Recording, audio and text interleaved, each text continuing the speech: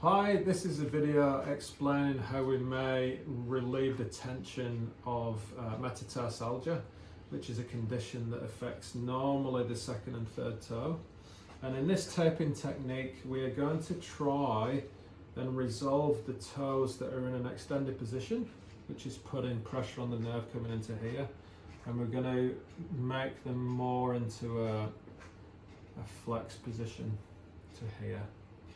So what I'm going to do first, we've got a 38mm piece of tape, but because the toes are quite small, I've just cut a little bit of the tape in two.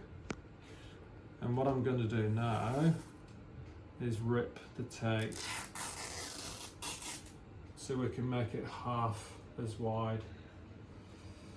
Now it's a little bit of trial and error. We need enough tape to be able to come over the toe and to come under the feet as well. So I'm going to create a little bit more tape than we need, rather than not enough, because we can always cut it at the end. So I'm just going to keep tearing that tape. Okay, there we go. So next bit is to cut the tape.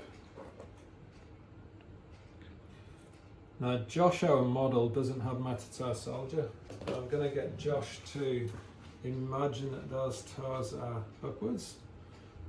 And what I'm going to do, normally with metatarsalgia it's one or the other toe, so either the second or the third. So in Josh's, we're going to imagine that it's the third toe that's causing the problem. Now this is the trickiest bit. We've got to try and maneuver the tape around that third phalanx and in between the second one.